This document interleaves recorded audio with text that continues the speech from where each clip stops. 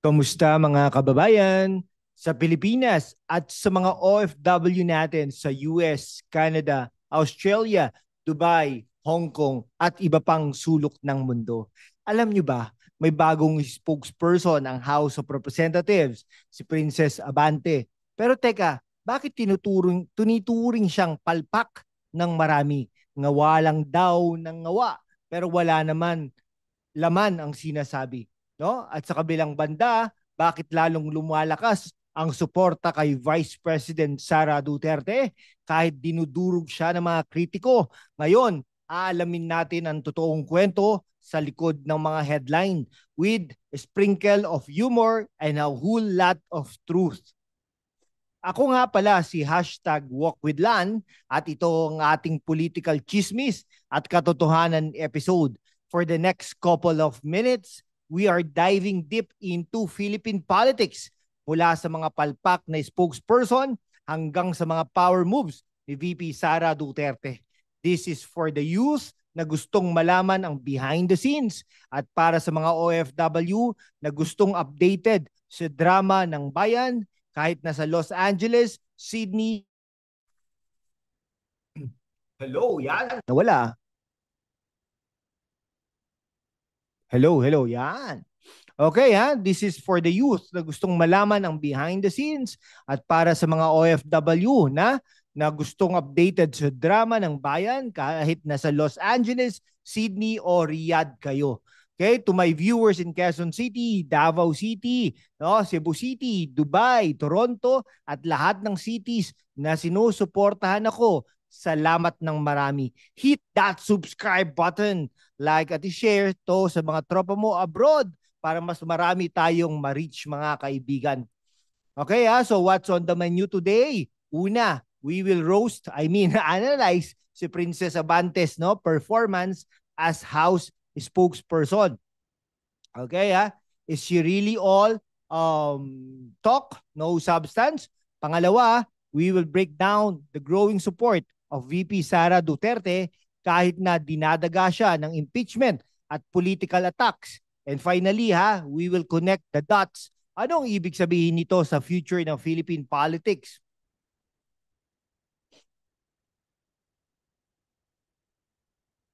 Okay, kung gusto mong malaman ang buong kwento, stay tuned for a couple of minutes of truth bombs.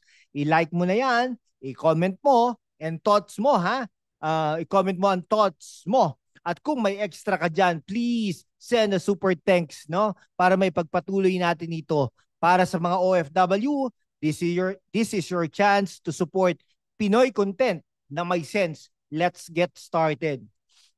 May bagong spokesperson ang House of Representatives at ang pangalan niya, Princess Abante. Parang pang Miss Universe, di ba? Pero teka, bakit ang tawag sa kanya ng mga netizen ay ngawa queen, Sa isang press conference, sabi niya, we are ensuring accurate information reaches the people. Pero pag tinanong mo kung ano ang concrete achievements ng House, biglang blanco. Ano ito? Princess of press release. Says lang. Okay, let's get serious Si Princess Abante, anak ni outgoing Manila 6th District Representative Benny Abante, ay hinirang as House spokesperson noong May 2025, Sabi ng House, kailangan daw ng accurate and truthful information para labanan ang fake news. But here's the tea. Maraming nagsasabi na puro press statements lang siya, walang substance. For example, nung tinanong siya about VP Sara Duterte's impeachment, she said, tamang proseso lang, ang sinunod. Okay, pero ano ang explanation sa alleged rejection ng entry of appearance ng lawyers ni VP Sara? Walang cover letter daw. Parang high school, excuse. Sa kabilang banda, let's be fair. As a journalist and a lawyer, may credentials naman si Princess. She's a graduate of UST, work as a litigation lawyer, and serve as a counselor in Manila. Pero ang tanong, is she equipped to handle the pressure of being the face of the House, lalo na sa gitna ng political chaos, or is she just a pawn in a bigger game? Imagine si Princess Abante sa isang game show, Wheel of Press Statements. Anong sagot mo sa budget scrutiny issue? Spin the wheel. It's part of our constitutional duty, no? Talaga naman. Next question, bakit palpak ang communication ng House? Spin again, we're fighting a fake news. Ang problema, Princess, the youth and the OFWs want real answers, not recycled lines, no? Sa Dubai, Toronto o Davao City, gusto ng mga Pinoy ng transparency, not just gawa. Okay, so anong verdict natin kay Princess Abante? Palpak ba talaga o biktima lang siya ng sistema? Drop your thoughts in the comment section. Sa mga OFW sa Saudi, Japan o Australia, anong gusto ninyong marinig mula sa House spokesperson? I-share ito sa group chats nyo abroad at i-like ang video para ma-boost natin ang reach. If you're feeling generous, super thanks naman please para sa next episode. No? Flashback to 2022, si VP Sara Duterte, fresh from her landslide victory as part of the unit team with President Marcos. Pero fast forward to 2025, boom, no? Impeachment, political attacks, at arrest pa ng tatay niyang si Rodrigo Roa Duterte. Pero teka, bakit kahit ganito, lalong lumalakas ang suporta kay Inday Sara Duterte? Sa Davao City, sa Hong Kong at maging sa social media, parang superhero siya na hindi natitinag. Ano ang sikreto? Let's break it down. VP Sara's impeachment stems from allegations of fund misuse, betrayal of public trust, and even a supposed assassination plot against President Marcos. Pero sa kabila nito, her supporters argue na it's all political persecution. Sa 2025 midterm elections nga, Duterte allies won 4 Senate seats, including Amy Marcos, showing na malakas pa rin ang Duterte brand. Plus, her programs as education secretary, like the Matatag curriculum, resonated with many Filipinos, especially in rural areas. No? Pero, here's the other side. Critics say her silence sa South China Sea issue and her controversial statements like wanting a bloodbath in the impeachment trial are reckless. So is she a victim of a Marcos vendetta or is she playing a dangerous game for 2028? Let's zoom out sa US, Canada at Australia, where many OFWs are political dynasties are thrown out from Napan, no? Pero sa Pilipinas, it's a reality. The Duterte-Marcos feud is like Succession, but with real-world consequences. VP Sara's appeal lies in her tough image, parang female version ng tatay niya. Sa OFWs sa Dubai o Singapore, her no BS attitude is refreshing compared to polished politicians like Princess Abante. Pero the risk, if she's convicted in the impeachment, bye-bye 2028 dreams. So, Team Sara Duterte o Team Marcos ka? Saan ka sasama? Sa mga kababayan natin sa Los Angeles, Sydney o Riyadh, anong tingin ninyo sa future ni VP Sara Duterte? No?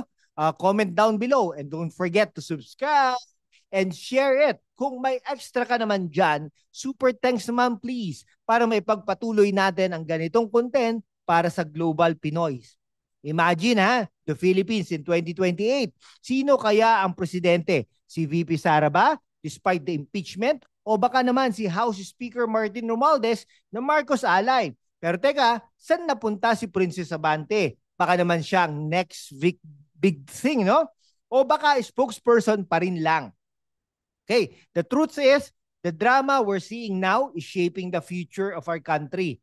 No? The impeachment of VP Sara is a move to weaken the Duterte dynasty, but it's backfiring. No? The midterm election showed na malakas pa rin ang Dutertes, especially in Mindanao. Meanwhile, Princess Abante's role as a spokesperson highlights a bigger issue. The House's communication strategy is failing to connect with the youth and OFWs. Sa US, Canada at UAE, gusto ng mga Pinoy ng leaders na transparent at relatable, not just a spokesperson who dodge questions. Kung Philippine politics is a teleserye, ito ang plot. Si Princess Abante trying to be the kontrabida with her press releases, pero si VP Sara ang bida na laging nakaka-escape sa drama. Pero seryoso the youth and OFWs deserve better. Instead of ngawa, we need leaders who deliver. No? Sa Davao City, Cebu City o Dubai, the message is clear. Stop the political circus. Start the real work. Okay, no? Ano ang future ng Philippine politics? It's up to us. Lalo na sa youth at OFWs na nanonood ngayon. Drop your predictions in the comment section and share this video sa mga kababayan natin dyan sa Toronto, Sydney o Abu Dhabi. No? Hit that like button, subscribe, and send a super thanks to keep this channel alive. Please. Let's tie it all together. Si Princess Abante with her ngawa moments represents the old school political machine na sinusubukan pa rin ng House. Si VP Sara on the other hand is the new face of defiance. Love her or hate her, she's got the people's attention. Pero ang tanong, are we Filipinos ready to demand more from our leaders? Sa Quezon City, Davao o Los Angeles, it's time to stop settling for drama and start pushing for results. For OFWs in Saudi Arabia, Japan, or Canada, the lesson here is clear. Your remittances power the Philippines, so your voice matters. Demand accountability from leaders like Princess Abante. Support or critic figures like VP Sara based on facts, not just chismes. And most importantly, stay engaged, whether you're in Dubai, Toronto, or Cebu City. Your vote in 2028 will shape the future. Kaya mga kaibigan, let's keep the convo going. Ano ang thoughts mo sa Princess Abante at VP Sara? Comment down below, ha? Share this sa group chat.